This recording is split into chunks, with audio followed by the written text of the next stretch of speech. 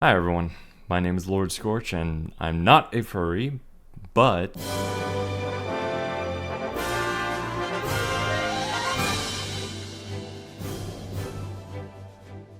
Star Fox is, or I sadly should say was, one of Nintendo's main video game franchises, as well as being one of many Shigeru Miyamoto's brainchildren, along with Donkey Kong, Zelda, Mario, and many more to come. Now I could bore you to death by going across the in-depth history of the development, like how the Super FX chip was actually a CIA-sponsored psyop to turn 90s kids into fat video game critics and just Control+C the wiki article as a whole while shoving in tropical memes, or I could prove I have the correct quantity and quality of chromosomes and make this more of a personable video of highly edited rambling about one of my favorite Nintendo-made game series, and how a particular game really hasn't gotten the love or attention I think it really should have, if not when it released, then at least nowadays. Because what is here in Assault, the third game in the series, is the good shit. I mean top shelf, they don't make them like they used to style Kino needle shot straight into the fucking good shit. As is evident, this video will not be good as a source for any Star Fox related school projects or research you might have. This is me admittedly putting on my rose-tinted glasses and going old man mode about when Nintendo made games that left an impact and actually dared to branch out and take risks with their cornerstone franchises. To be frank, I see Assault for Star Fox in the same way folks see Twilight Princess for Zelda, and I hope to God this line makes sense by the end. Also, back in the day when Nintendo wasn't pulsating stumpy dickheads about folks so much as streaming themselves enjoying their products or their legendary music, which there's going to be a ton of in this video, so fingers crossed this doesn't unleash the flash-frozen Cyber Hattori Hanzo to remove my head from its spine and the music from its video. And as a note, just in case this video does get cyberpunked, I will be double uploading this on the deep, far, fanatical web of Bitchute. Without further ado, let's get into a little background on the Star Fox releases for the sake of context.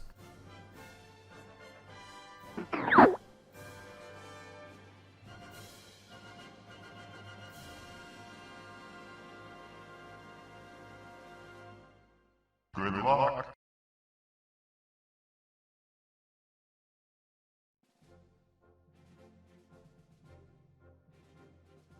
Assault was one of the last console Star Fox games, coming out in 2005 for the GameCube. This is the last game in the Star Fox 64 timeline besides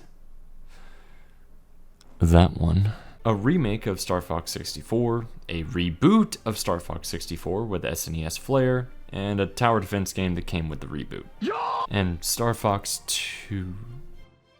Huh. Alright, what's fair is fair. That's actually really fucking cool. Better late than fucking never, I guess. Star Fox has gotten the Metroid treatment as of late, being held up as one of the golden eggs of the Nintendo Goose, but not having a major, substantial new release in 5 years, and 17 years since Assault's release. The time from Assault's release is important to point out, as in my opinion, it was the peak of not just the 64 saga of Star Fox games, but the IP as a whole. I'm going to do my best in this video to show as to why I think so highly of this little gem of a game. Not just because it is the best Star Fox entry, in my opinion, citation needed, but one of the most refreshing games Nintendo put out for one of its major IPs.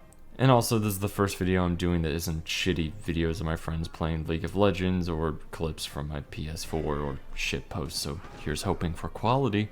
But before we get to Assault in full, I would like to talk about the golden age and the meat of the video. Bear with me, this is gonna be a journey.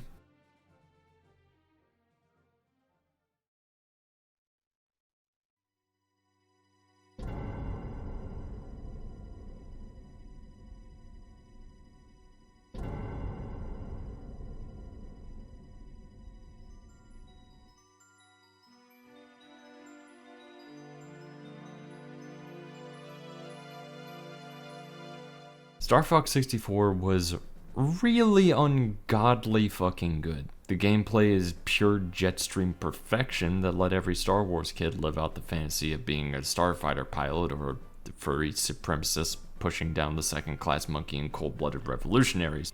To each their own. Needless to say, Star Fox 64 had a huge impact on me as a shitty little kid, and I didn't even own it until the 3DS version. renting it from a third-party VHS rental place over and over again until I beat it, then got the spooky Andros easy peasy pussy boy ending and realized this game was teaching me an important lesson. Sometimes, the easy way only leads to the robot decoy, but the hard way leads to you getting crushed to death by a gigantic gene-tailored scientist weaponized temporal lobe. Star Fox 64 is the start of the story and is a much more dramatic retelling of OG Star Fox, complete with a rather eerie Star Wars-esque screen crawl for the background of the story and the setting, and completely voiced as well.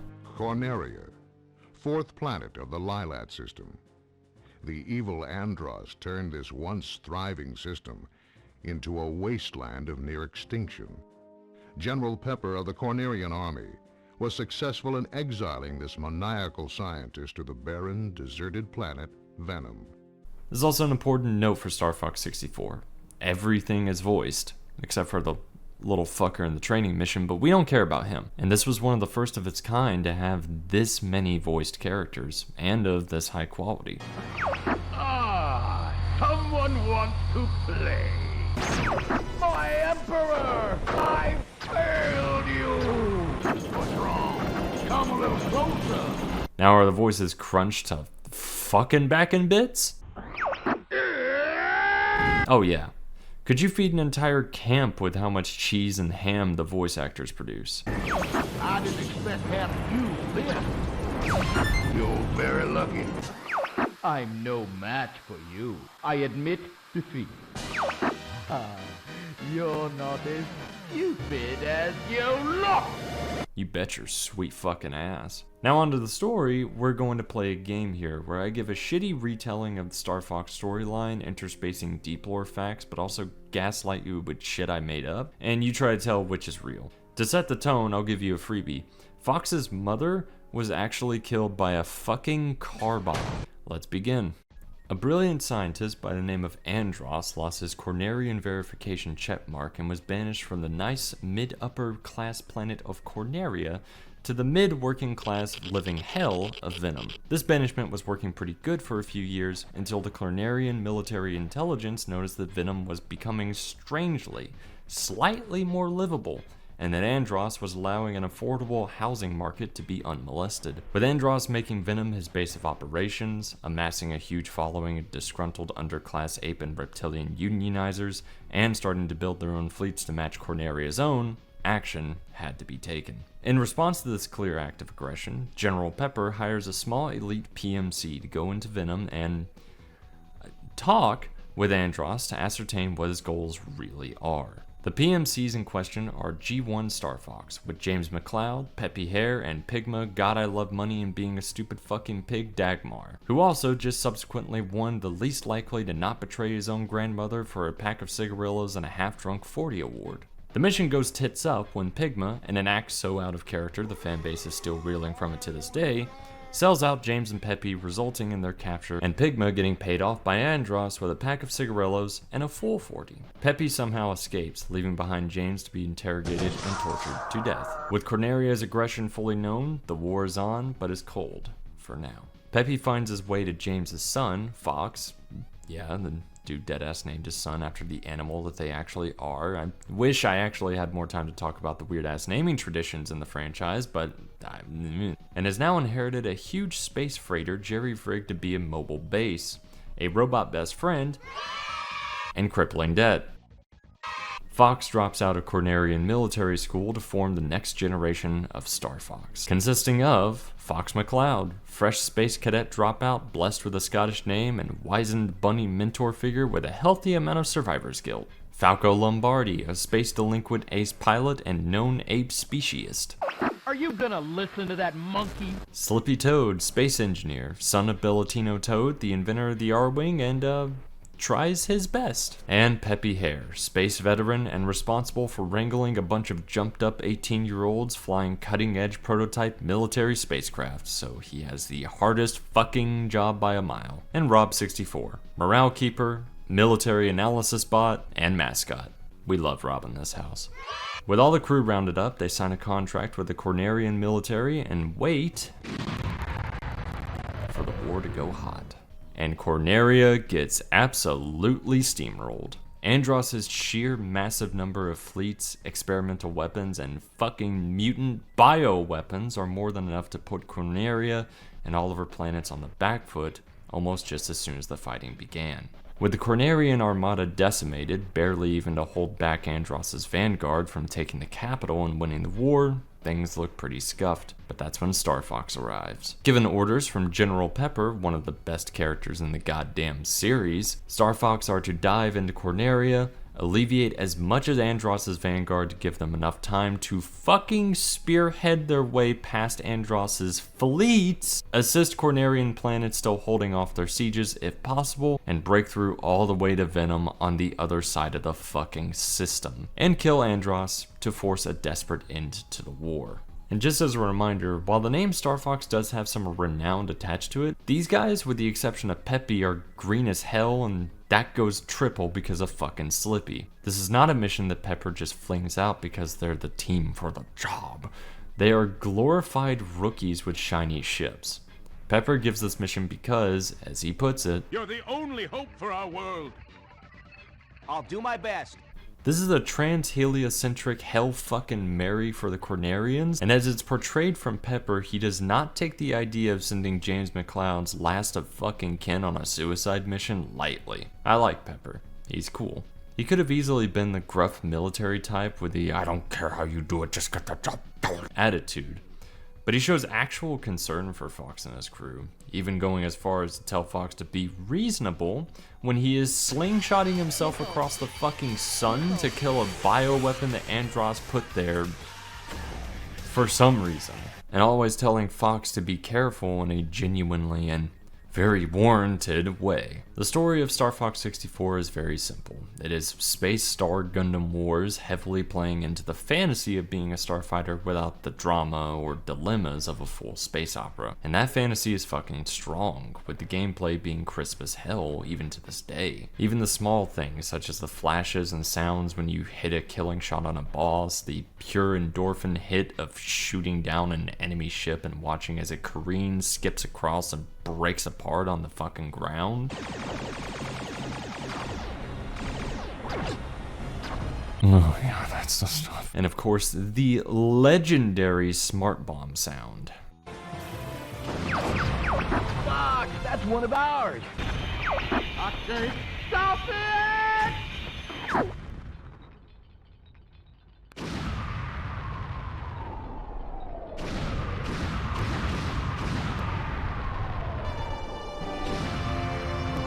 If Hitomi Tanaka's knockers had a sound, this would be it.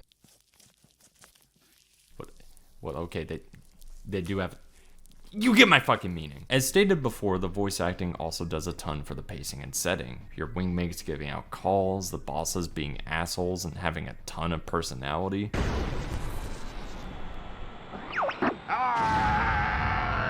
And this reaches its apex at Area 6 on the hard path to Venom. You literally blow through the most heavily defended part of Venom's space, and you overhear the comms of the enemy fleet as they are losing their shit at how heavy Fox and his gang's balls are. And speaking of atmosphere, now there's the music. The N64 era is marked by Nintendo firing out their main franchises with new releases and then completing the forbidden pact of air and sound to let the acoustic demigod known as Koji Kondo fucking loose. And just like with the other 64 titans, tracks from this game have echoed for decades since release. The song that plays at the title screen is the starting bars from the main theme, but the end goes for the same feeling as like the end of the Star Wars crawl in episode 4.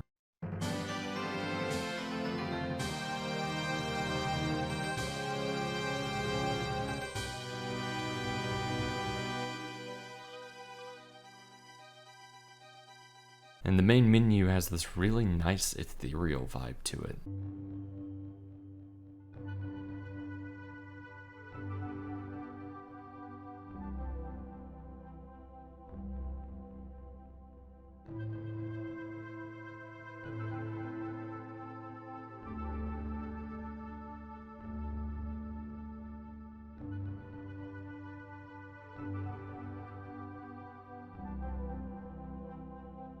It's a very small song, but it's stuck with me to this day for whatever reason.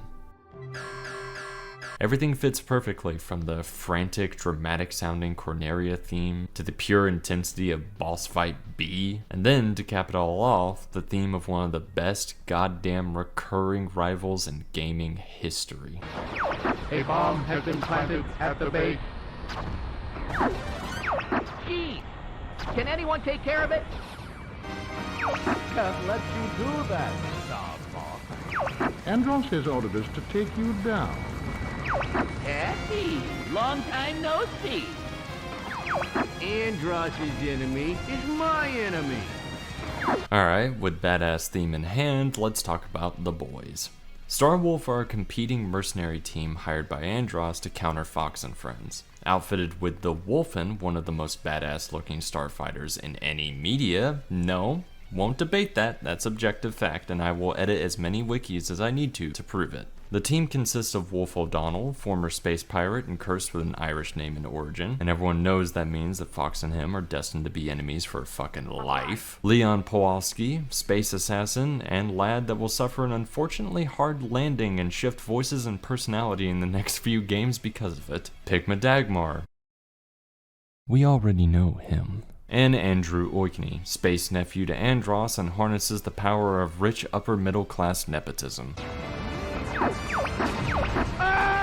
Most players first encounter Starwolf in Fortuna, or Ficina, it doesn't matter, and it's the first true dogfight in the game. All before, the game has mostly been on rails and just shooting down ships that take 1 to 2 hits. But now, you're thrown into a mission in all range mode, an ass ton of mook fighters, and given a timer before an isolated incident occurs in the base you're trying to save. To make the timer complete, Starwolf comes down, and not only do the Wolfens take a hard fucking pounding, but they can do everything you can do. They can somersault, they can barrel roll, they will actively avoid you tailing them, and they'll try and hunt you down, particularly Wolf. It's actually an interesting note when it comes to the AI, is that Andrew will hunt down Slippy, Leon will hunt down Falco, and Pigma will hunt down Peppy, and Wolf will hunt down you. Everyone has their designated rivals, and that's a good fucking detail. The Wolf crew drip with character, being the evil versions of the main cast. Wolf and Fox having deep-seated beef for obvious cultural reasons. Leon and Falco swinging at each other to back up their respective boys like only true bros do. This can't be happening. Get the fuck out of here. Pigma and Peppy, and by extension Fox, have pork because of Pigma being a greasy fucking bastard that caused the death of James. And Andrew and Slippy have beef because they're the worst. Anywho, with the dressing out of the way, let's wrap up the game as a whole. So one thing 64 did was it took the multi-route system from the SNES Star Fox, meaning that if you follow the main path, fight the normie bosses, and get to Venom taking the stupid baby way, then you fight Andros, his skin falls off to reveal a shitty robot skull, and that is shockingly easy to kill, and then that's it, and the game is over, until you get to the end, and then traumatizes stupid fucking kid me with a shitty semi-transparent PNG of Andros and his compressed demon laugh.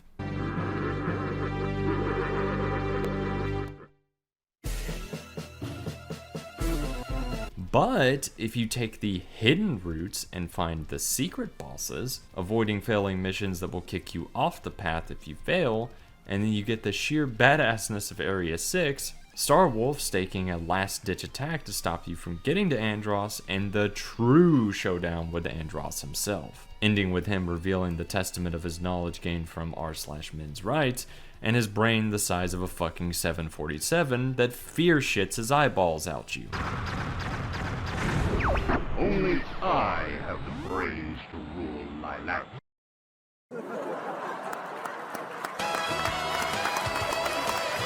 You kill Andros, but in a final act of petty apeshit, he manually splits the atoms of his fucking thoughts to explode and kill you with him. If I go down, I'm taking you with me.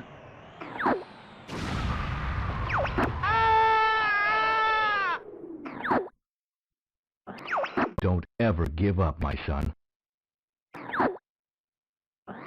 Father?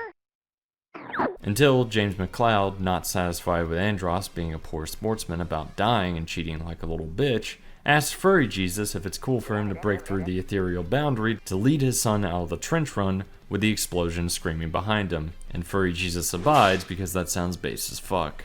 And after all of that, Andros is well and truly dead. The war is won, and the game is finally over, leaving us with the crew rejecting General Pepper's desperate attempts to make the team official and recoup the devastating losses the Armada suffered at Katina when Fox fired one smart bomb into a cluster of friendly ships, and getting a fat-ass check for going above and beyond the call of the grind set. This is one steep bill, but it's worth it. And the gang fly out to the sunset with beautiful staff roll music to go with it.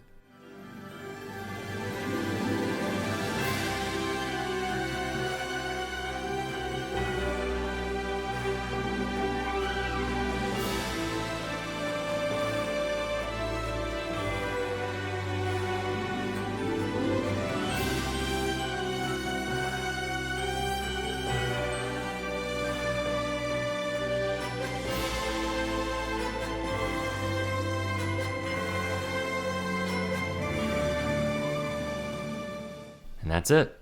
That's Star Fox 64. Now, I didn't even get to talk about Cat or Bill, Slippy's bizarre adventure to the Titanian exclusion zone, or Cayman. Came in here. No problem. But I am Roughly 3,133. words into this script, and I still have yet to talk about the funny Haha Dino game before we get to Assault. In short, Star Fox 64 made waves and left a huge mark on the N64 player base. It was solid fucking gold and would leave me waiting eagerly for the next release in the franchise. And the next release would come in the next 5 years, and it would certainly be different.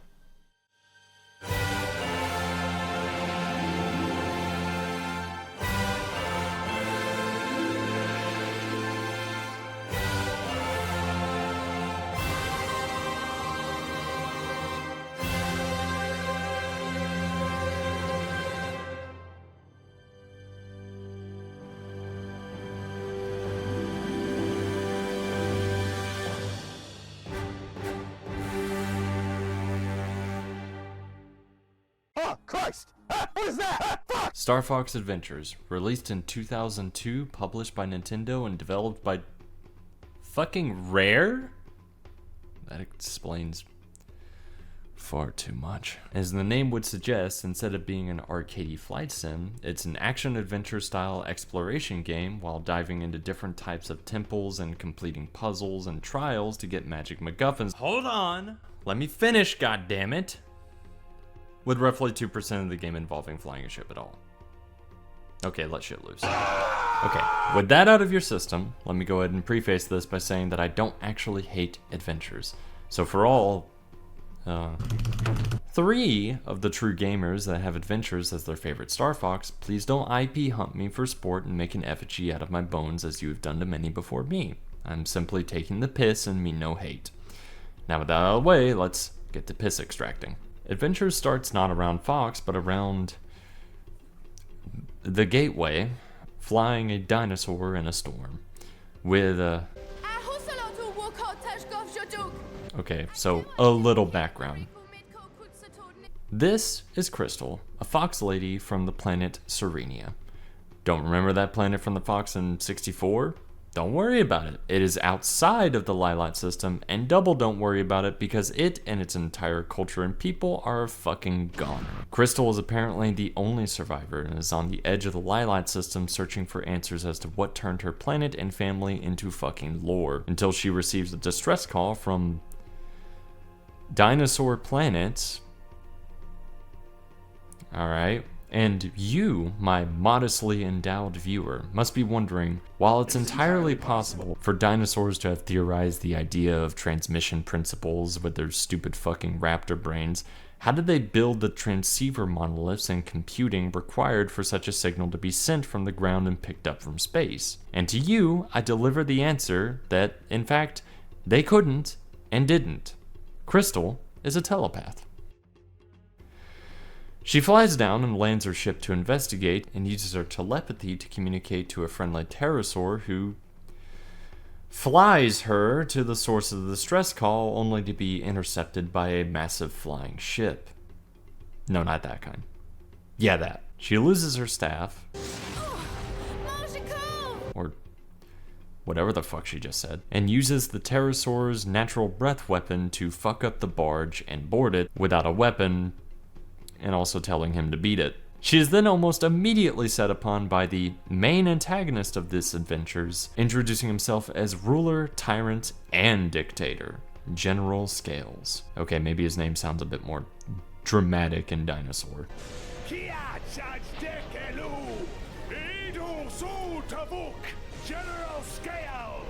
Oh, god damn it! Okay, so fucking Crystal gets thrown from the ship, and her pterosaur friend saves her, and then makes their way to the source of the stress call, Karzoa Palace. She then fucks with a bunch of odd ethereal face squids that are most likely the tortured remnants of a beyond ancient precursor race before getting jumped by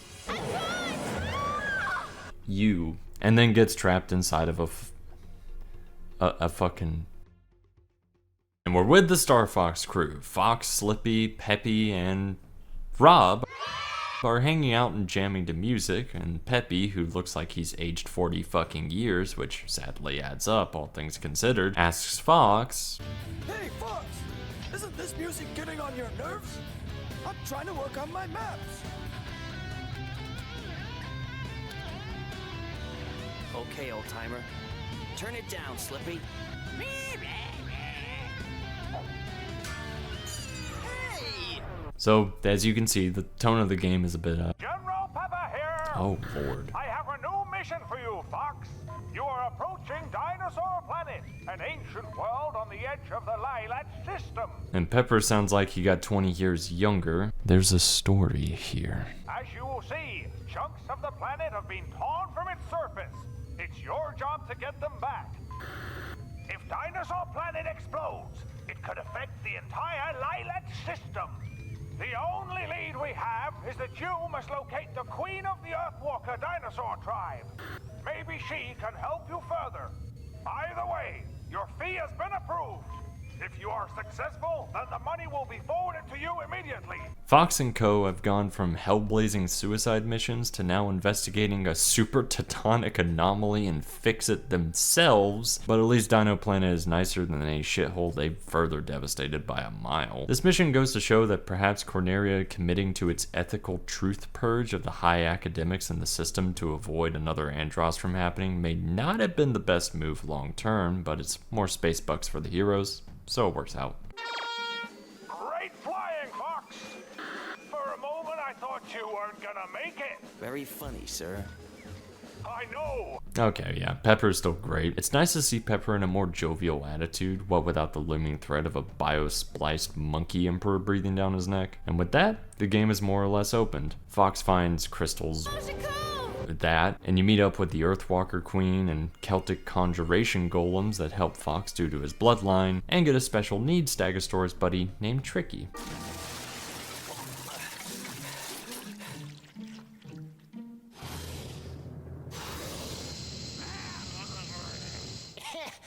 Sizbu aku kutsuk fudu, a uat rovekwat rodan. What? Sizbu aku kutsuk fudu, a uat rovekwat rodan. I can't understand you. Sizbu at hot spring, or you'd be frozen by now. Why, you little... And well, that's basically the start of it. The rest of the 20-some hours are just adventuring, gathering the scattered Karzoa spirits and the non-Sage medallions in hope that that unfucks the planet. Although, when it comes to gameplay, while everything is more or less passable, there's more of just small gripes that I have, like the speeder section can just go and fuck itself. But there are things that I actually really do appreciate from adventures. Like the characterization of Fox is really solid, and I'm not joking. In 64, he was just your strong-willed leader type, chillingly dropping the occasional 90s as hell one-liner after wrecking an enemy ship and leaving their carcass sizzling in the oblivion of space. Joel, fucking get up! Please stop! Please don't shoot. Sorry to jet, but I'm in a hurry. In Adventures, he is very confident, most likely a side effect of spearheading what was effectively market garden in space without casualties, and has a good degree of dry wit and sarcasm. This planet is rich with a magical force, a force so strong that it is continually pushing our world apart. To stop this, 4 spellstones were placed inside the Force Point temples.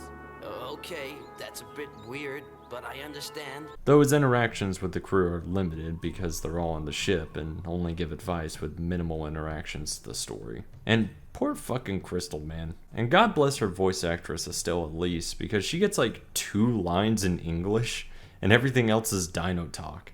And that's not me being facetious, it's literally called Dino talk. And considering that she gets Zelda'd into a prison, you may think that that's not that much raptor tongue for her to speak besides the opening, except she acts as Fox's navvy when he gets her staff. And from what I can tell, rarely is Dino talk repeated, but that could be my Homo sapien brain struggling to regress enough to understand the intricacies of literal troglodyte. But she sells it, credit where credit's due. Falco, honey, you don't want your father getting in trouble again. But Ma, I swear to God! Wow! Though Fox and Crystal do eventually meet each other, and gives us a scene that only confirms my theories that Rare use their games as a front for furry indoctrination.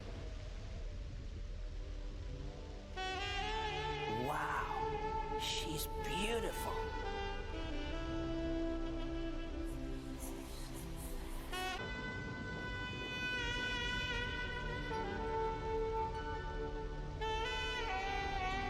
What am I doing? Peppy here! What are you doing, Fox? Release the spirit and get out of there! Peppy, out! Okay, I'm going.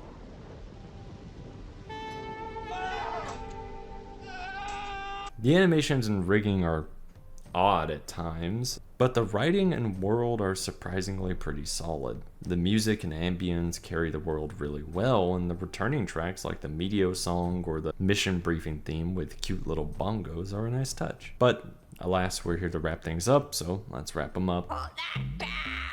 You don't have enough scabs! Fox finishes digging in all manner of Skittle-flavored dungeons, collecting the magic MacGuffins and being willfully possessed by eldritch powers from beyond the colors of our stars, and makes it to Karzoa Palace, and has a final confrontation with Commander Lizard. Until a mysterious voice tells Skells to take the L, and Skells will regret this.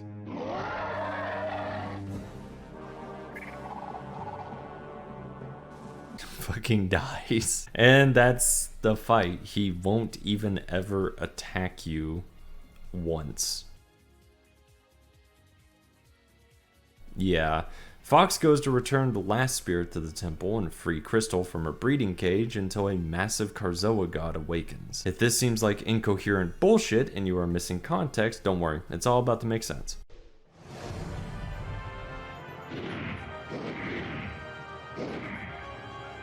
I've been looking forward to this day.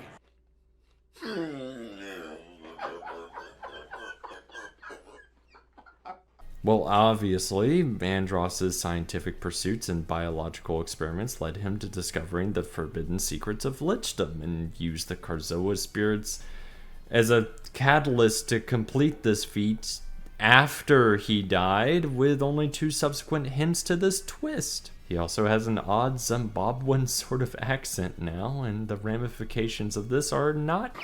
Are you gonna listen to that particularly great. Fox fights Vectros and his R-Wing until things don't actually really get grim. The fight is easy, but Falco shows up. Hey, McCloud. Different time, different planet, and you still need Falco's help. It's good to see you, buddy. And just in time to give a badass reveal, but not soon enough to where he would have been resigned to a menu utility like the rest of the crew did. Andross is fucking... 1 second. Okay, dead, and Dinosaur Planet is saved. Tricky is given Falco's Good Noodle badge, and the crew reunite with one new addition. Oh, fuck! Somebody say what? I almost forgot. I received this message from Crystal. Hi, Fox. I really appreciate appreciate what you did for me. I'm just so sorry we didn't get much of a chance to talk. I'm left with just one more thing to do. And that's to say thank you. And that's all she wrote. Okay. First, I think we can all be man-children here and agree that Andross's reveal is stupid as fuck. He was shoved in either because Rare were told to make him the villain far too late in development, or... that's probably the dollar there. And that's not just my shitty edits. There are only like 2 allusions to Andross being behind it, or in this game at all, and him using Commissar Kink as an unwitting pawn. But I am willing for Fedora tippers to come and give me saged evidence as to one small bit of dialogue I overlooked that changes everything and I get ratioed. And an unrelated note, I am under the personal belief that Andross is not like Ganon or Bowser. There is no literal bindings of space, time, and fucking fate that force Andross and Fox into internal conflict, or for Andross to be the main villain for every Star Fox game. The fact that Nintendo seems to have inflicted those shackles on themselves is bad, and the fact that we have gotten nothing but the first page of Star Fox story for the past 2 decades is shameful. Look, I'm just saying that if Kirby can fucking have a rogues gallery of villains of all shapes, sizes, and flavors, that's proof that that isn't just the Nintendo formula. Okay, I feel my testosterone level's taking a goddamn dive, so let's finish this adventures up before I commission my avatar to have expressions. Oh, yeah, Crystal. I don't mind Crystal's addition to the franchise. Say it to my face, fucking bitch. And I don't even mind the idea of deadass magic being in Star Fox universe. Telepathy is basically a science fiction norm at this point, and Crystal as a character has a lot of potential than just being the woman in the team. That being said, Crystal got some upgrades in her design for Assault, and while it is strange that Nintendo would actively sexualize an unorthodox character far beyond the standard of what they normally and ethically should do, it wouldn't be the first time. Sorry! You better watch it. I said I was sorry. Are you really just gonna let him— Shut up and eat your fucking fazoo! It's basically harmless. She's a gateway furry like Miriam from Robin Hood, which is also something I grew up closely as a child. Oh no. In conclusion, if 64 was playing into the Star Wars and Battlestar fantasy, then Adventures was at least trying to play into Star Trek or Stargate, exploring an uncharted world, facing conflicts outside the norms of what the characters are used to, sexy space natives, you get the gist. Do I think Adventures is the worst Star Fox? Objectively speaking, it cannot be, so no. Do I think that it's a bad Star Fox or game in general? Also no. In fact, I respect the hell out of it. It's a fucking full-fledged sequel to Star Fox 64 that is a Zelda-like made by Rare, and was one of the last exploration action-adventure games Rare would ever make. It is an anomaly, and while I think that some things could have done better, it's sort of an artifact that deserves acknowledgement at the very least. Okay, congratulations. You have survived my retarded Spurg ramblings for— I'm not going to bid again. Just look at the fucking time. Told your damn self. Jesus. And now, fucking now, let's get to the big one.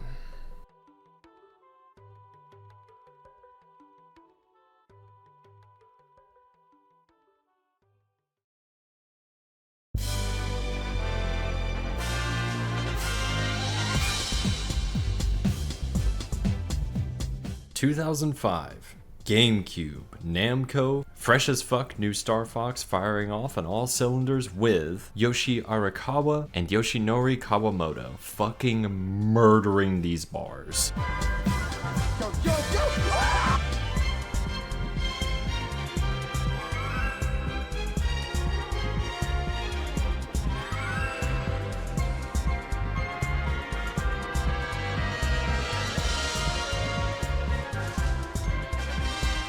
Speaking honestly, I've been debilitating whether to talk about the story or the fucking music first, but we'll just do what I did with 64 and talk about the latter when it becomes necessary. So we'll try our best and hit the ground running with Assault.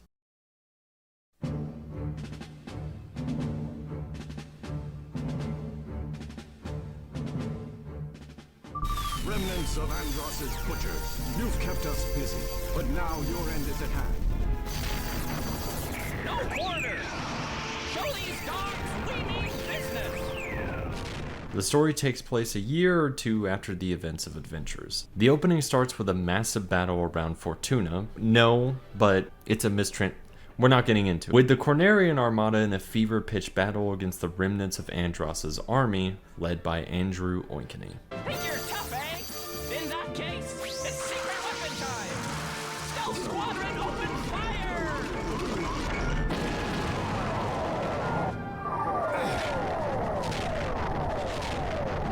Stinking ape! We've gone from emulating the fantasy of being a starfighter to xeno-sleuthing to now the fantasy embracing space opera epics so strongly it's about to call it fucking Shotokan. The fighting is at a standstill until, you guessed it, detecting gate transmission outside the combat sector.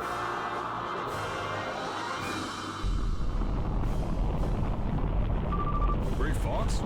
Command! This is our Fox team!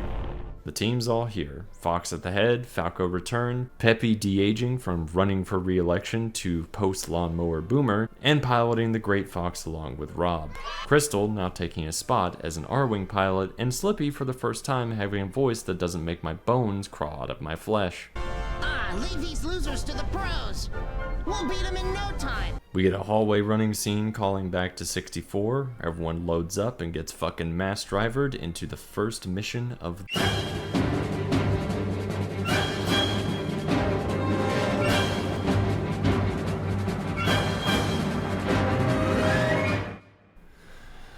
God damn. Music it is then. Words fail to describe how fucking majestic the orchestrated tracks are in this shit. The intensity of the strings, the bellowing of the horns, the flutes fucking screaming war.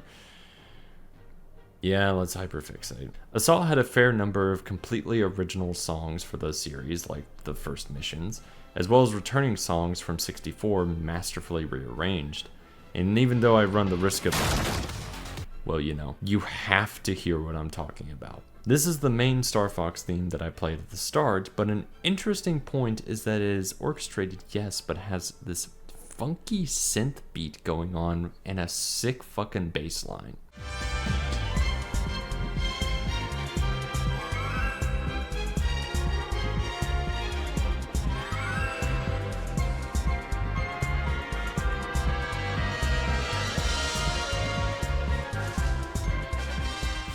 Although the entirety of the soundtrack for the story mode, with the exception of the results screen, is full orchestra. But then the main menu has this fucking SoundCloud sounding ass song in it.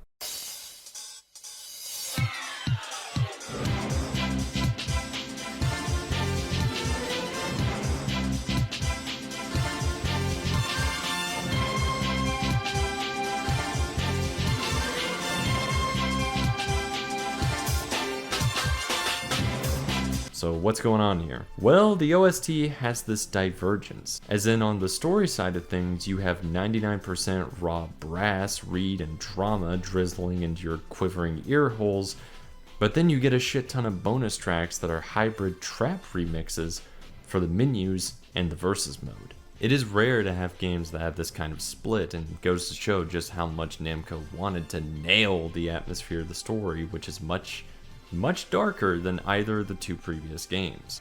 Here's an example of the atmospheric direction.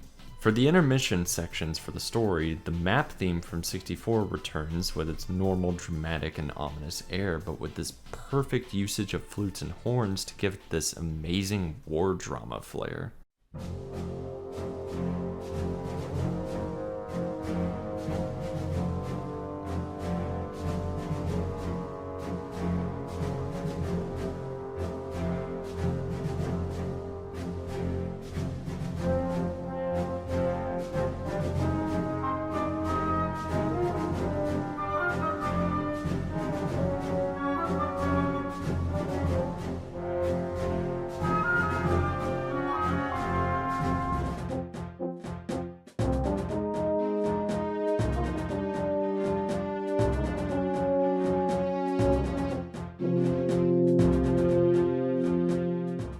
They even gave lesser known tracks much needed love, such as the fucking training mode theme that we all played once when we were 5 and never played again.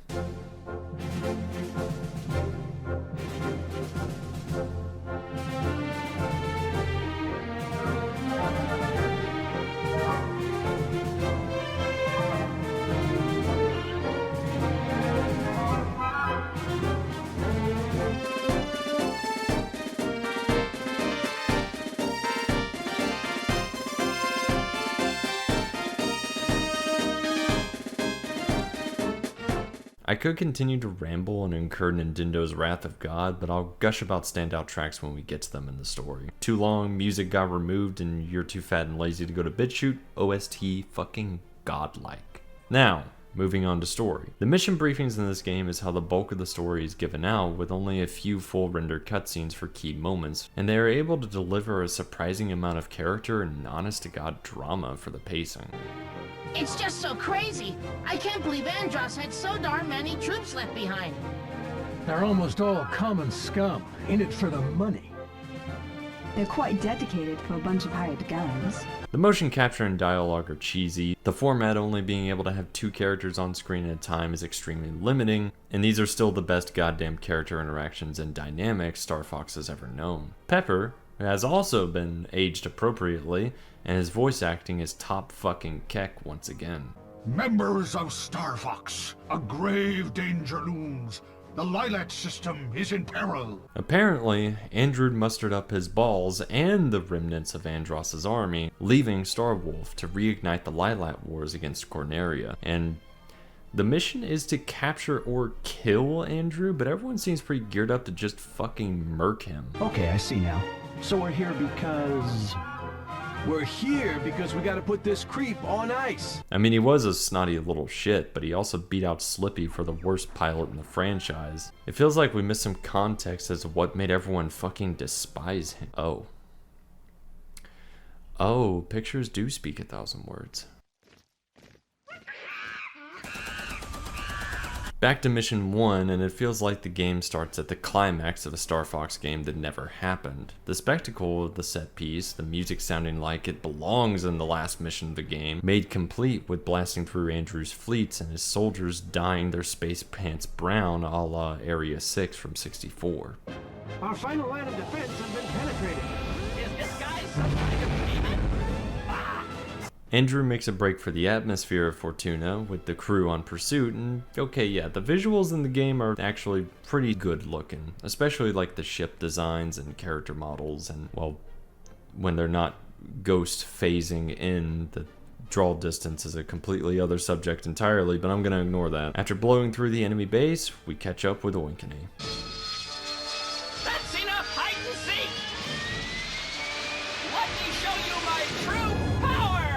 Oinkane, you ignorant ape. What are you up to? Careful, Fox. You never know what a cornered beast might do.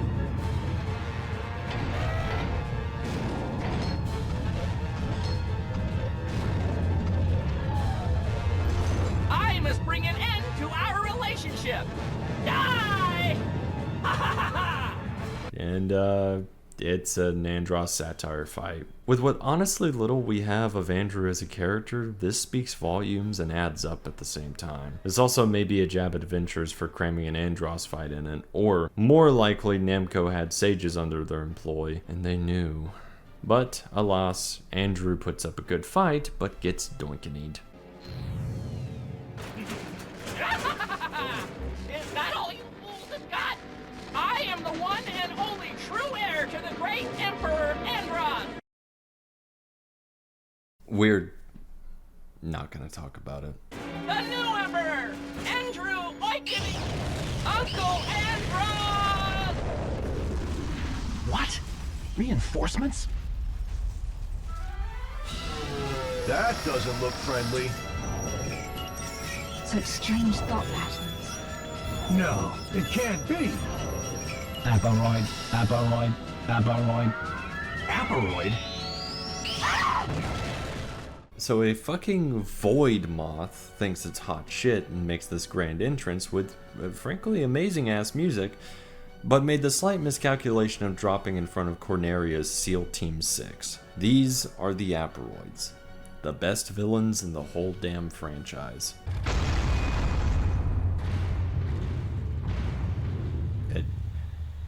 This video requires a lot of trust.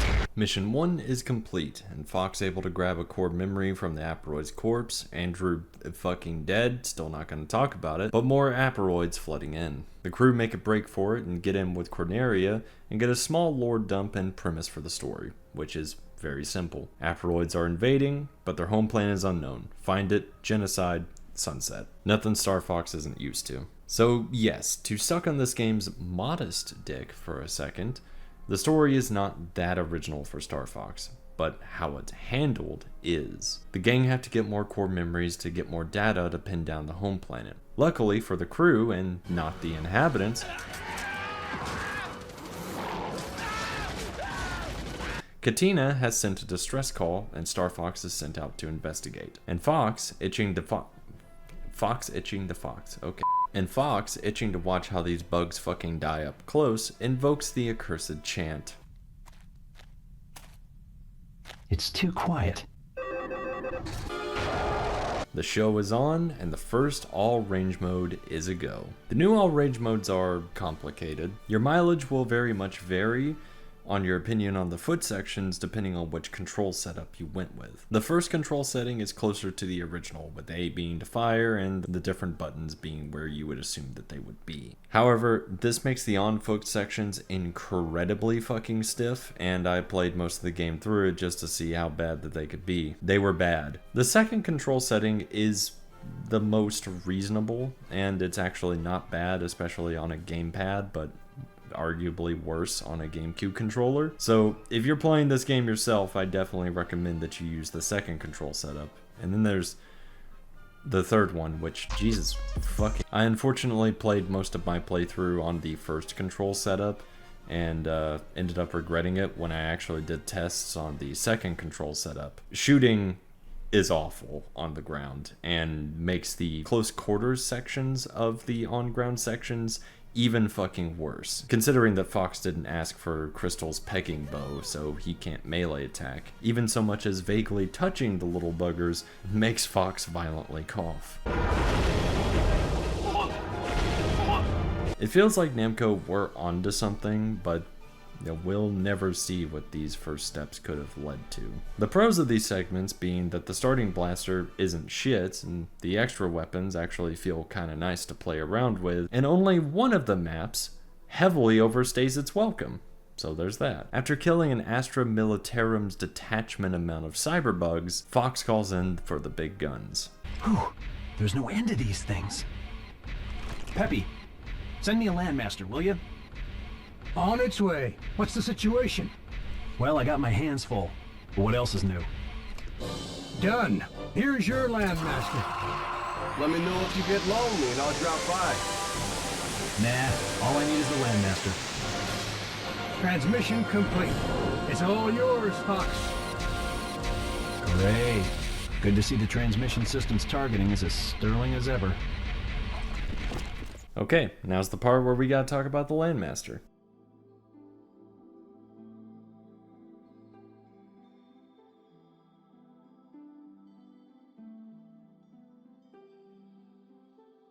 It feels monumentally heavy, and while it can pick up expedient speeds, it drags, and is slow to stop because of the sheer weight of it all. It's slow to turn, you have to take a limotic amount of time with your shots, and while it can endeavour into the air, it almost feels like it doesn't belong there. That is quite obvious in being a metaphor made by Nintendo to relay the homoerotic tension between Fox and Velko. Fox, being unable to glide in the sky no matter how much the player tries, our little Bostonian power bottom is just out of reach, held back by the heavily armoured locomotive we are encased in. There's a word I've been trying to find in antiquity to describe what I'm feeling here. It's very... it's a military vehicle. I can't put my finger on it. Shut the fuck up, Landmaster's basic shit, don't want to hear it. It might just be biased from just how uncomfortable a lot of the aiming can be on the on-ground segments, but Landmaster's not that bad, and sending the little buggers fucking flying across the screen is actually worth the tithe. After a fight with the second giant saucer fight in Katina history that the Cornerian government still refuses to acknowledge, the mission is in the bag. Fox, get that core memory. Okay, that must be it. Careful, we don't know anything about what we're up against. I know that. Hey, it looks like that distress signal's no longer transmitting. That doesn't sound good.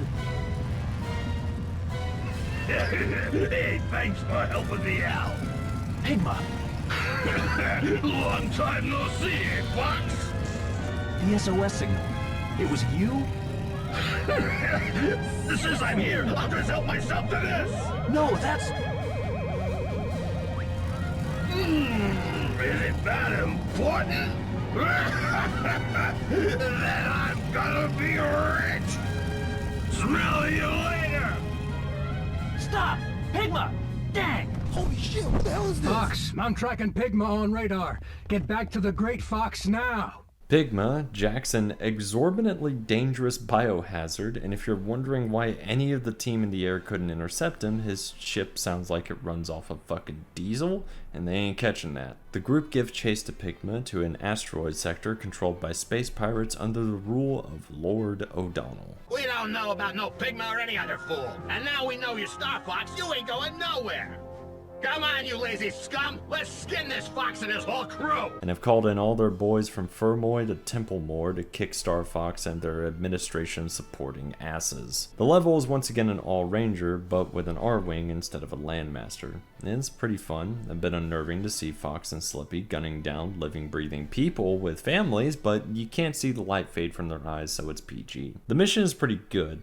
But what are two things that could be eloquently thrown in to spring this mission into godlike status? You fools. What are you idiots up to now? Words fail. Just listen.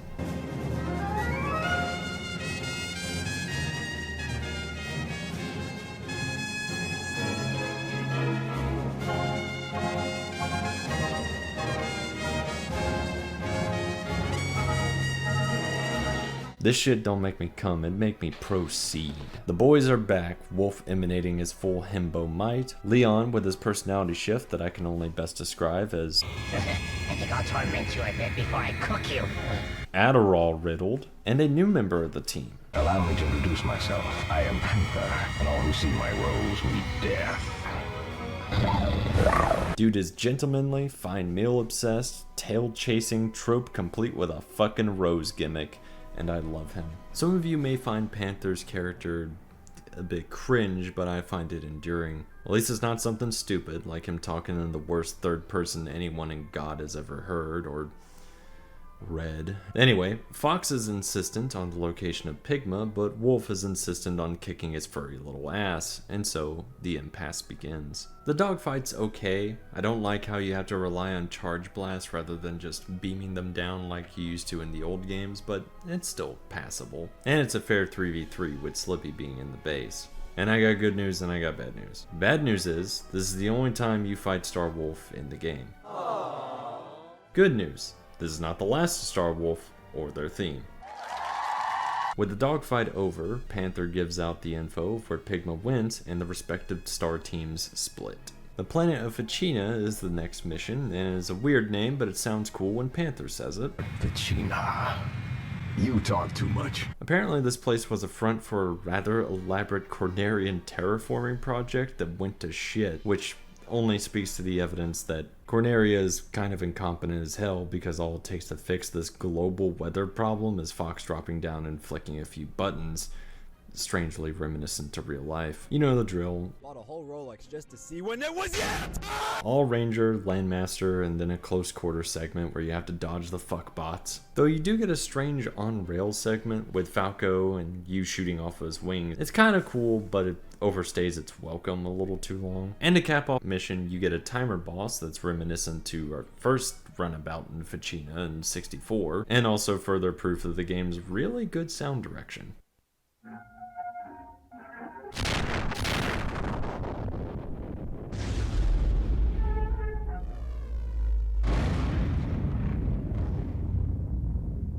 Also, the mission reveals an important fact about the Aproids. They can meld with machines to possess them and add them onto their own biomass. But also... Obey us, obey us, obey us, obey. Was I just talking to my sleep? No, I won't turn a profit by obeying them. I obey. Well, that's genuinely spine-chilling. Hope that doesn't lead to any traumatizing crescendos. On to Mission 5, and Pigma has been tracked to another asteroid field. So, is this like an amusement park to a former gang member? You know it! And it's an on-rails very reminiscent to the Medio mission from 64. Music is good, and you know it's good when you can actually hear the fucking conducting errors in it.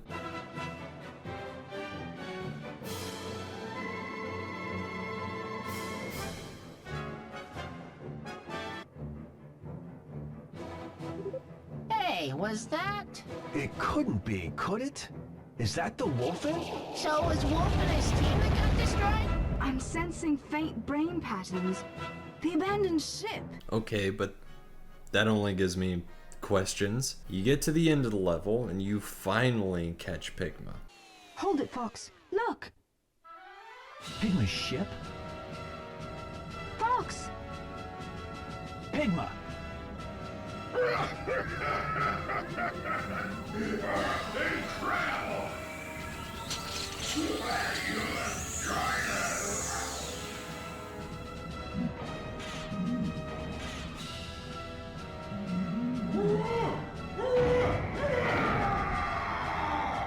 That is the scariest fucking thing I have ever seen in my entire life. Okay, so do you bastards see what I've been saying about the fucking bugs? We'll just put a pin on that for now. We also get some insights into the Aproid's motives. Do not resist, you have been warned. Looks like Pigma's already gone. Who or what are you? We will answer. We are the ultimate existence. You cannot resist us. You will join us. We're not buying that garbage. He can hear us, but he's not listening. Fox, the core memory that Pigma stole must be inside that thing. Okay, everyone. Attack! The boss fight is really good. Cool asteroid mining ship abomination is pretty damn creative, and the game feels like it's actually getting a bit more difficult. Although that is to be expected when any game starts to run body horror into the goddamn mix.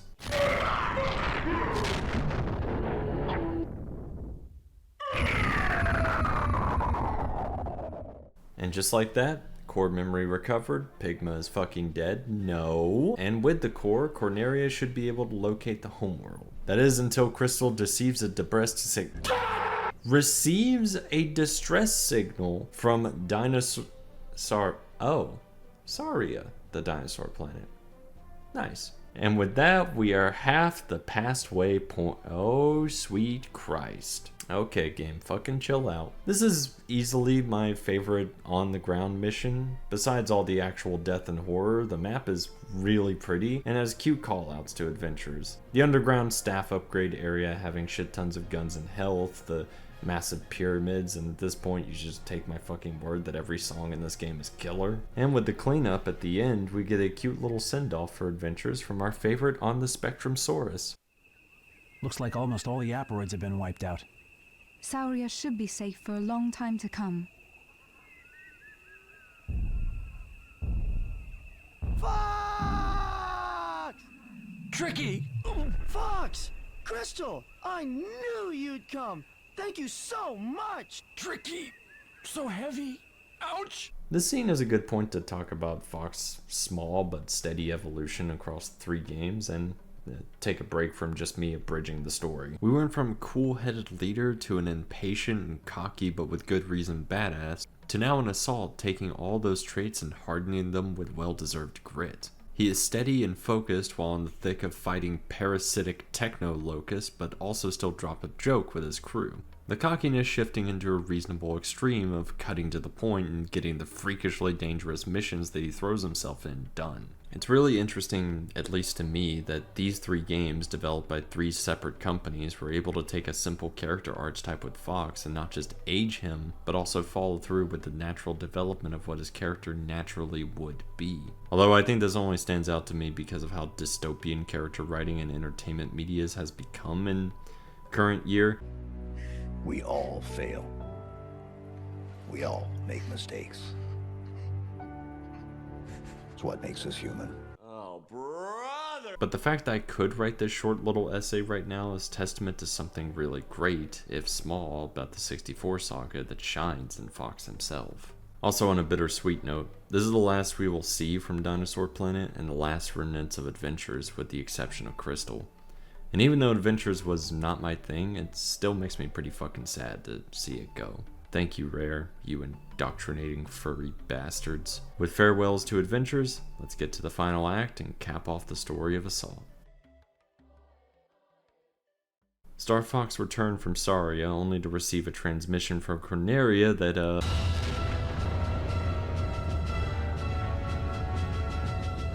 shit's fucked. The Aperoids have wiped out the Cornerian armada. No. Shocker, I know. Infested the capital and deployed radar jammers, but can only be taken out from the ground. So Fox, of course, volunteers. Forget this. I'm going planetside to take out the radar jammers. What? Going solo again? We can't take the risk of all of us getting killed, can we? Jesus. If I don't make it back, I want you to go next. Jesus! Yeah, whatever. Yeah, whatever. With that grim realization, we go to mission start and... Okay. Assault. Fuck. Okay. It's a ground mission with ass tons of Aperoids and Aperoidified Cornerian soldiers that you can actually see the light fade from their harrowed fucking eyes. What was the fucking ESRB? Oh, so that makes it okay, huh? Anyway, Fox scrambles around the infested city, taking out the jammers and resistances. Once the jammers are out, you get your R-wing and it... Ah! Oh. What the? Oh. Guess I let my guard down. You're a pitiful sight, pup. Huh? A wolfen? Wolf! Ah! Yeah! Wolf! What are you doing here? You're the one who dropped in unannounced. And if anyone's gonna tan your hide, it's gonna be me. Right. Wolf. Wipe that stupid look off your mug. We're not done yet. Wolfengang, actively for the first time, are allies for another on-wing segment. I mean, it's cool, but the on-wing segments aren't real. Okay, I'll suck it up, let's rock. This part of the mission is par for the course like the one with Falco and Ficina. It has the novelty of having Starwolf being friendly, and also funny little interactions between the two crews. Sorry about what happened earlier, Fox. It's got a wing that you got there. Shut your trap, Lizard, or you and I are gonna scrap. You wanna ride on my wing, Crystal? As long as I'm covering Fox. Okay, fine. Wow, take me for a ride someday. Quit your croaking, Toady. A step up to be sure, but not really enough to distract from how boring these lengthy wing segments can be. Unknown vessel approaching at high speed. Another enemy? Hold it. That silhouette. Is that the General's flagship?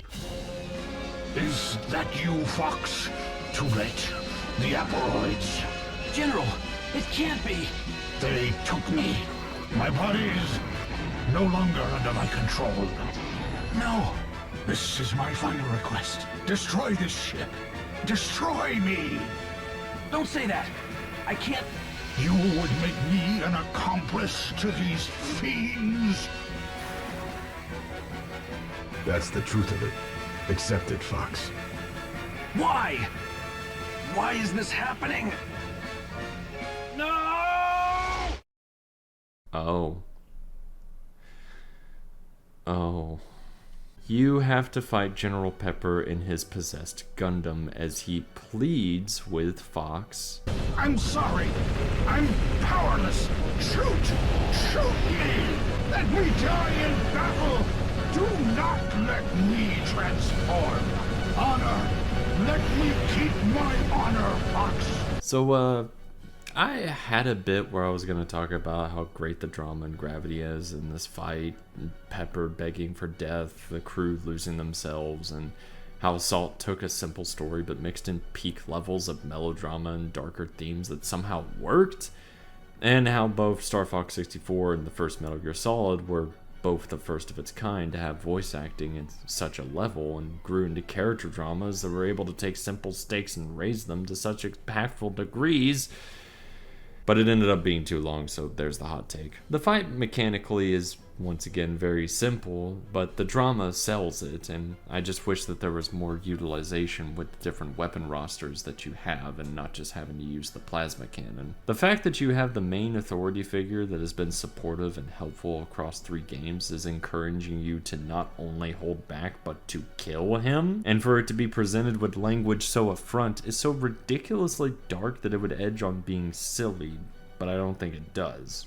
Ridiculous, it still is, but not silly. This shit's pretty fucked up, even for being in a space game starring a cast of animal people. But with that being said, let's take the Fateful Hound to the back of the shed.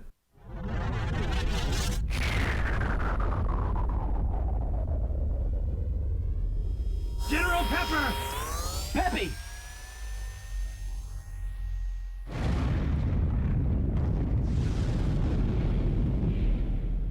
General, are you all right? Is that you, Peppy? What have you done? Looks like I'll never make retirement now. Ah, invoking more cursed chants. So yeah, badass moment with Peppy taking up his R-Wing one last time to save the General. It's hardcore and sweet, and sadly the last we will see from General Pepper in this verse. We also get a small scene with Fox and Wolf emanating wholesome hetero energy and totally not a bottom trying to break ice with a permatop, totally. I owe you my life on that one, Wolf. Thanks. I thought I told you. I didn't come here to save you. Even so. So how long you plan on taking up space on my wing? Oh. Fox, let me give you one piece of advice. Don't hesitate. When the time comes, just act. Sound familiar, if just with a little added edge? Never give up.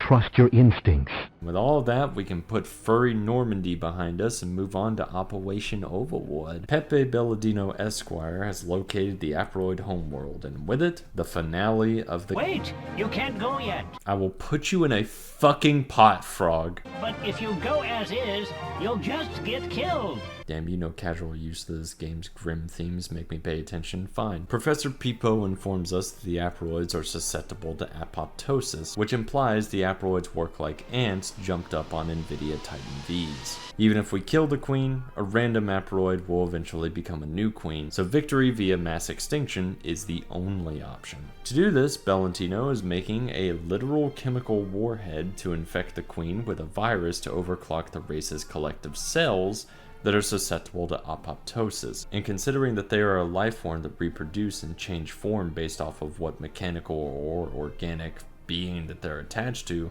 it actually makes a shit ton of sense that their cells would be prepared to pop at any moment. And the game is able to convey all 3 paragraphs and 118 words of what I just autistically spurred out into about 7 lines of dialogue.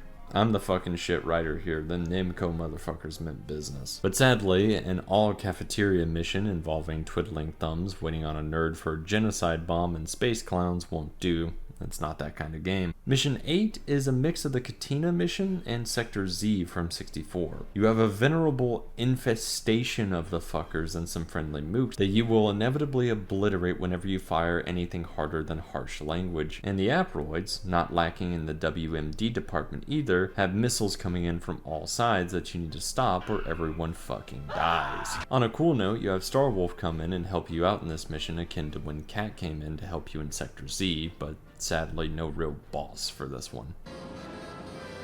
Another missile detected. That looks bigger than a missile. Okay, the Aproid Queen's multi-stage Bad Dragon Xenoflopper does not count as a boss, but points for effort. The Aproids are repelled and the self-destruct program is complete, and we are treated with a short but neat cutscene with good old technobabble and orgasmic music. Ciphering now expanding. Main riblock disengaged. All blocks, orbits confirmed. No anomalies detected. Commencing energy exposure. Expanding gate lens.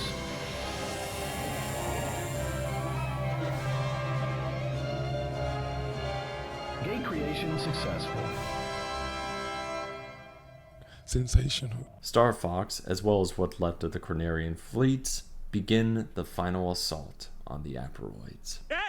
Coordinates of Aproid system confirmed and stored in memory. This is it? It's lovely. I wasn't expecting that. Wait, its size and mass are disproportionate. What? What does that mean? Are you saying...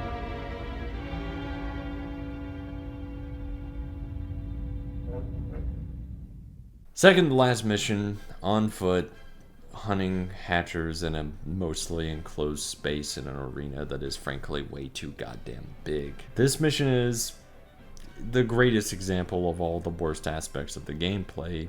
There's no beating around the bush, but at least the Aproids color-coded the base for invader convenience. Falco and Slippy keep to the skies, and mercifully no might gauge in this mission, and Crystal hitting the ground with Fox to help clean out Aproid forces. Also Peppy and the Great Fox helping the fleet. I'm getting updates on the battle progress in the different areas. I don't think I'm gonna say I put up a very good fight. We've lost 20% of the fleet. We've no choice but to retreat. Never change, Corneria. The mission is a massive slog, but at the end, we are rewarded with the fucking bugs just putting up another shield.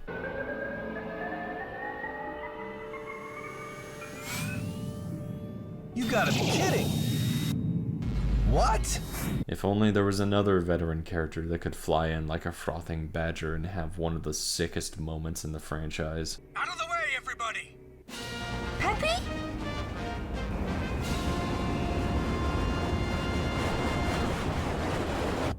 Extreme impairment. Main hull will not survive more damage. Who cares? Divert all energy to the main guns!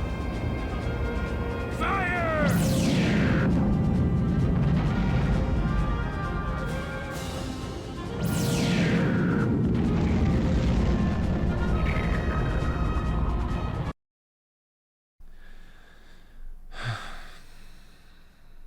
Old man's popping off, let it slide. Peppy opens the way, and with drama of all varieties, but especially of mellow, reaching critical levels, the grand finale is on. Let's move!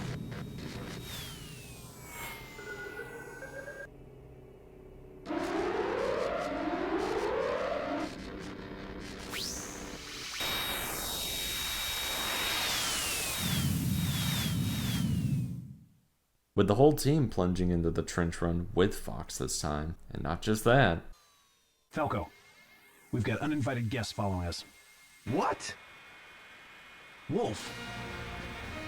I'm surprised you fools have managed to get this far.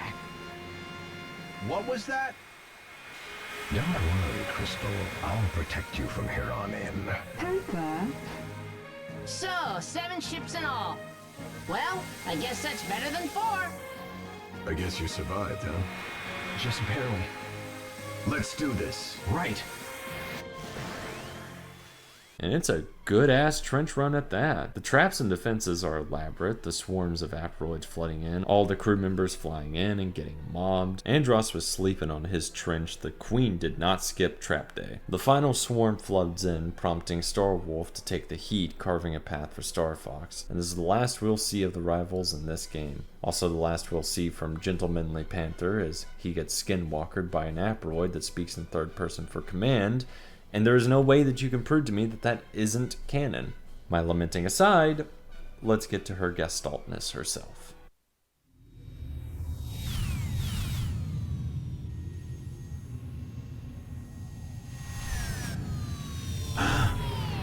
That must be... the Queen.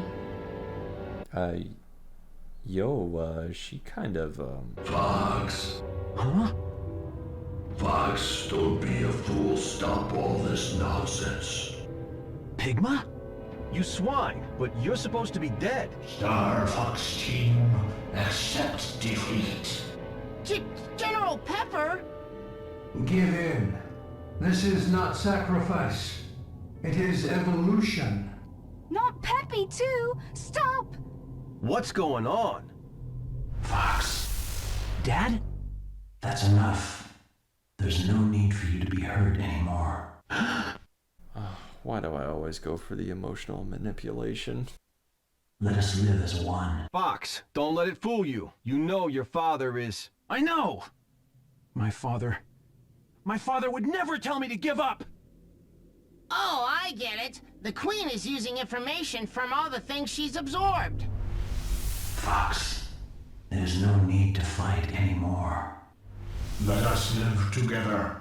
Together. Live as one. Don't hesitate. When the time comes, just act. That shit, you right. Everyone, let's give the Queen her present. Star Fox team, let's go! The star of the final boss is on, and with it, the most notable frame drops in the game from here on. The Queen's chambers look pretty dope, complete with a small ocean of mercury that would make a Chinese emperor blush. First phase is mostly just tactically undressing the Queen like a Riona protagonist while avoiding her weaponized babies, nectar bubbles, and her trying to gaslight you with the voices of the fallen. You're fools. Guess why surrender?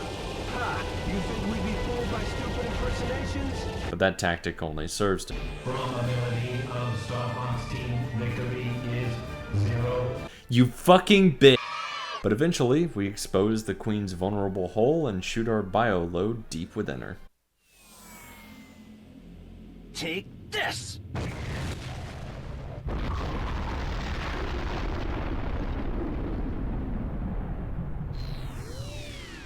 Is it working?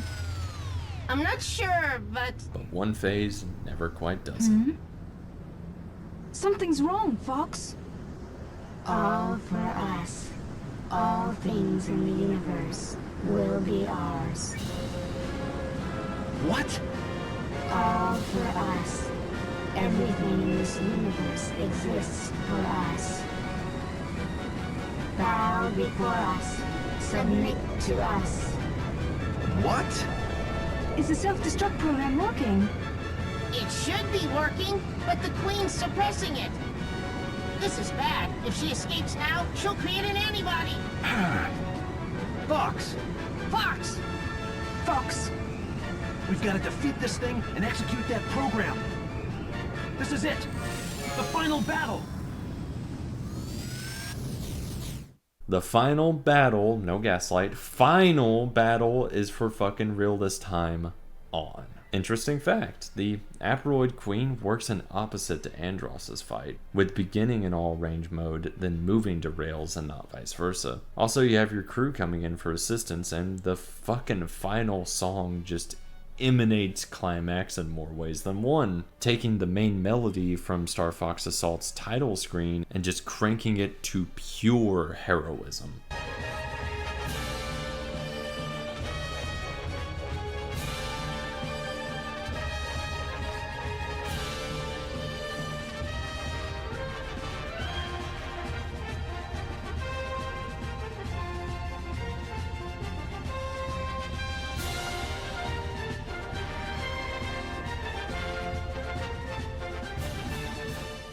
queen pulls out, all stops, flopping around different forms, and Oh, you just keep getting nastier and nastier, don't you? And with the queen getting reduced more and more, Fox calls forth the power of his 64 one-liners and goes all fucking out for the chase. Here I come, you evil space hag!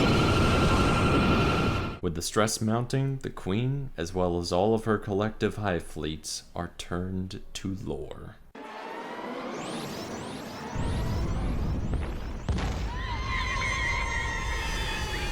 That's the end of the Queen. Hey! The program's working! Hey, team! Destruction is spreading across the entire planet. So, I guess that's the end of the aperoids.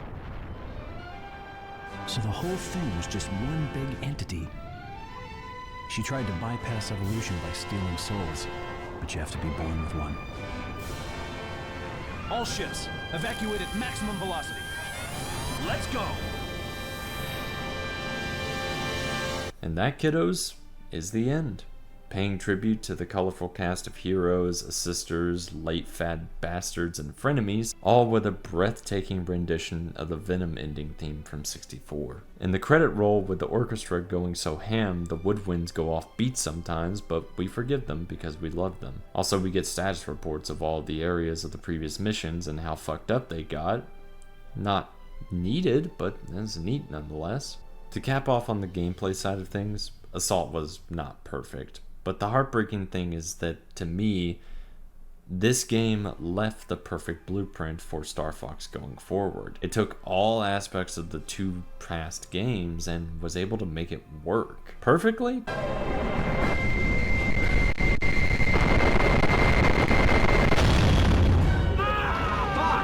No, fuck no. But that's why I say blueprint. One thing I really couldn't cover was the versus mode, but I do remember playing it with friends a long ass time ago, and it was a fun GoldenEye style multiplayer. Also one of the main things fans of Assault reminisce about when discussion of the game comes up, only furthering the fact that Namco had something with the new additions of the normal Star Fox gameplay, namely the on-ground shooting.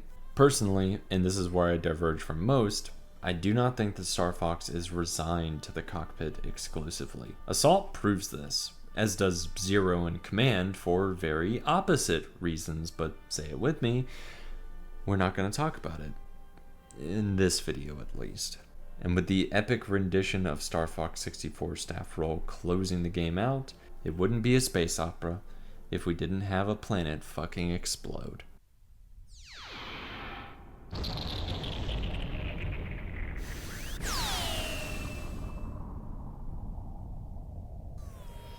We did it, Fox! Whew, I can't believe it. I'm still breathing. But so many casualties. Peppy, Wolf's team. So many noble sacrifices. Ah! Slippy, what is it? What's that? Hey, could that be... No, it couldn't. Hey, you're all okay. Whew, that was hairy. I promise I'm really gonna retire after this. It's Peppy! Well, of course he didn't fucking die. I think gaslighting my audience is something that's maybe an unhealthy habit, but it's funny as fuck. Everyone. Yo! What's up? Yes, Fox? What now? Fox who? My friends. Thank you. And that is, for real, the end of Assault, as well as the 64 trilogy.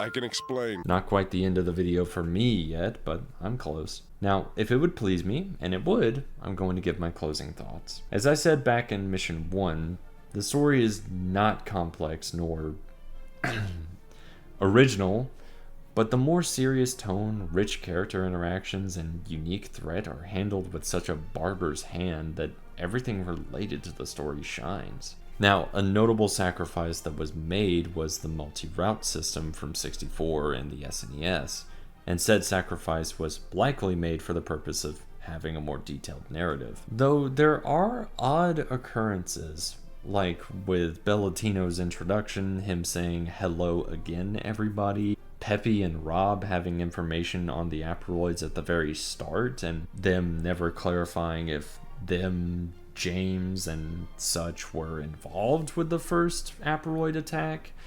It feels like that there actually was potentially more story and cut bits that, well, we just don't know about. But I could see a Star Fox game with the route system of 64 and the intermission briefings of Assault, and that gets into more heartache.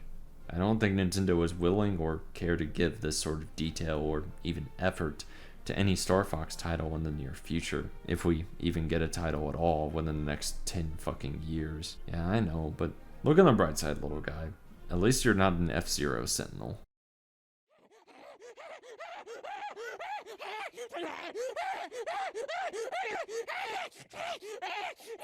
Now for the Aperoids, you don't find the fact and idea of their system-wide invasion that could put the galaxy at stake, putting Andross's conquest to shame, the queen so convinced of her superiorness that she tries to convince her potential victims of their suffering in the absence of being part of her collective, the sheer volume of body horror and mental struggling that she leaves in her wake, at least a little bit captivating. But the Aperoids never waved a big sword, kidnapped any noble bitches, or gave a big evil laugh, so I guess it's lost on the average Nintendo fan. It's my video, I can antagonize whoever I want. Also, on a fun note, isn't it weird that the one game, Adventures, that couldn't have less to do with Andross, ended up having him as a villain at the end, but Assault actually fought the urge to have the Aperoids be related to Andross in any way, even when it would have made perfect sense if they were just a bioweapon he made but never used? But regardless, I am glad they experimented with a new standalone villain. And to be frank, Star Fox is the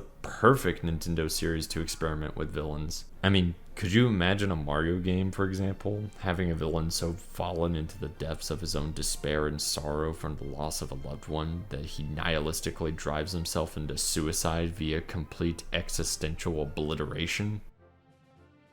I don't know, fair point. But let's get back on track with what I was saying about Assault and it not getting the credit it deserves. Pigma's gruesome transformation, having him writhe in ecstasy rather than pain or fear, the Pepper fight showing just how much defeating the Aperoids is going to cost, Peppy's sacrifice coming in with the payoff, the heavy tone, not scared to use words like death, and some characters just getting 86'd out of fucking nowhere impacted me as a kid. It showed me a clear example of what the power of stakes are in writing. That just because you're doing a silly Nintendo furry game or a space opera starfighter sim, that doesn't mean you can't write something that drives home the impact of the simple story that you're trying to tell, even to kids.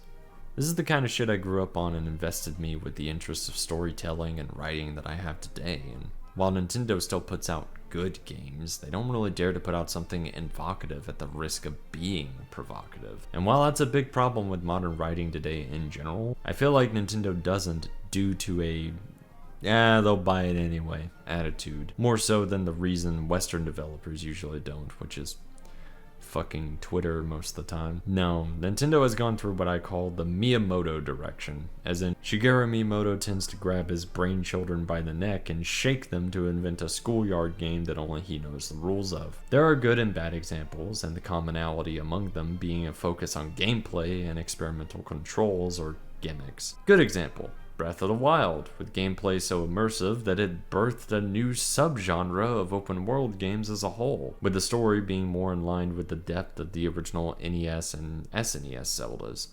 Ganon Ruined World, collecting that make kill gooder, kill Sunset, with some character interactions with the 4 champions and NPCs. Or you can just shield skip your way to concussing Ganon back to hell like a true Siggy. Breath of the Wild's experimentation with gameplay and conventions paid off 100-fold. So what's a bad example of the Miyamoto direction?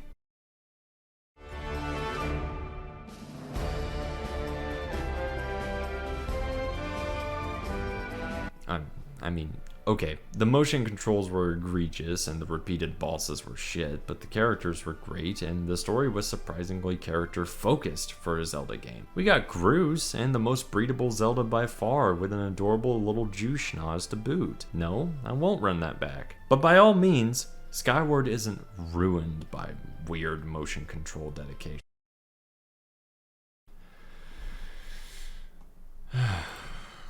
If there is a sequel to this video, I will go into detail. But in short, Zero was a pretty good Star Fox reboot, crippled by vomit-inducing alien controls, and the worst offense, they un-Brooklyned Falco.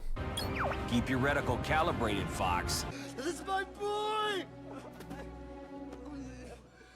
My boy! The short they put out was actually pretty fucking tight though. Miyamoto effectively took Star Fox to the playground and then popped the franchise in both knees with Command and Zero's 5th dimension controls, and Nintendo wonders why the series can't make money runs like it used to. And that breaks my black shriveled heart.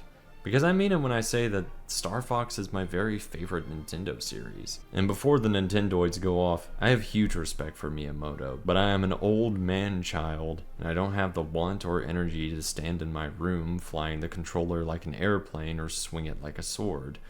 I'm 27, and games that are just fun rarely do it for me anymore. Same reason why I don't really get into VR and the like. And it really seems like that they can't slap prototype controls or use a flagship franchise as a grounds for some weird innovative gimmick, then they just won't put something out. Makes me worried for the Metroid fans out there, and I hope Nintendo doesn't Star Fox Zero you guys with Prime 4. Do I hope this video reaches Nintendo? Fuck God, no. Do you realize how many times I've said retard in this video? And that's horseshit, by the way. Real talk, I was born with a portion of my fucking white matter missing. That's our word. But do I hope this video reaches folks and entertains them while maybe enlightening them to something I have hyperfixated on? Well, hell yeah, that sounds like a pretty good direction to go with videos in general. So, yeah. In conclusion, that's why I love Assault. What it lacks in fine-tuning or polish, it makes up for in presentation and amazing delivery.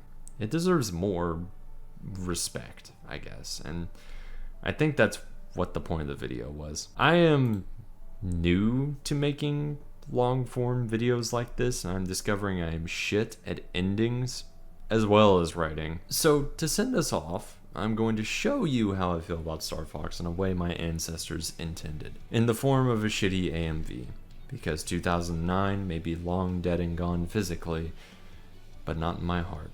Thank you all for your time. Toodles.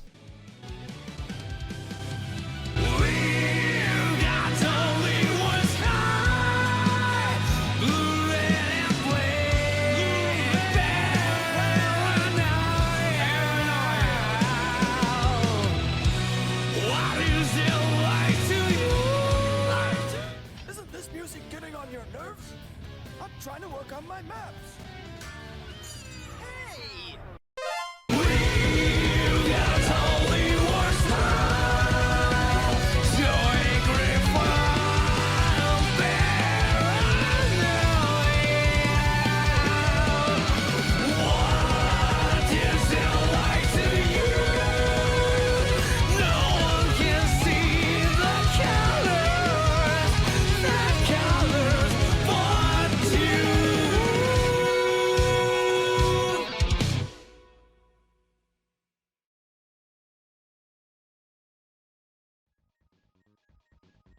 Yo guys, once again thanks for watching.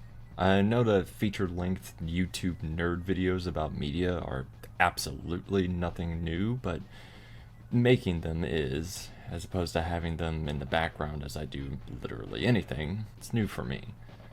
I plan on making more videos with the same format as this one, but that will most likely be shorter. Note to self, and for aspiring content creators, don't have your first long-form video be covering 3 separate games in one with a runtime of half a fucking hour. Anyway, just wanted to give special thanks in the end of the video, namely my good friend Forkhorse, who did the awesome thumbnail for this video as well as the H-Bomber bit. He did that out of the bottom of his heart, and I couldn't be more fucking grateful.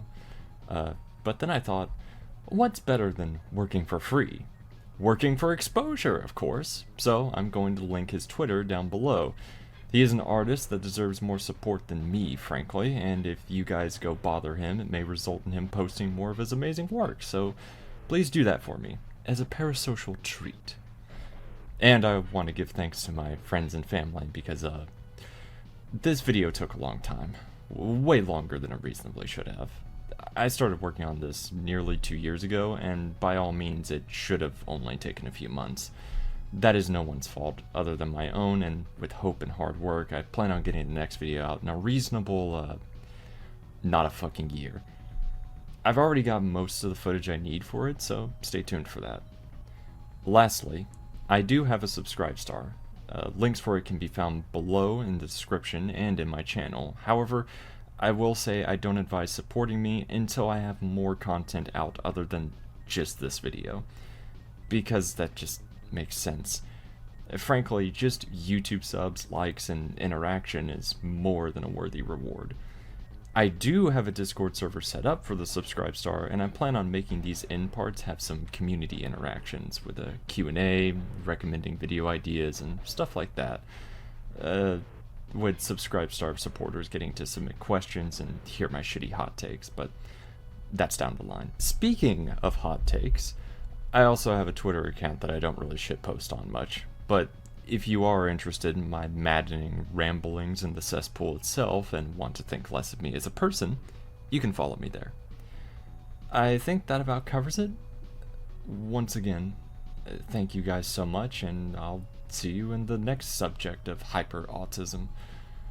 Toodles for real this time.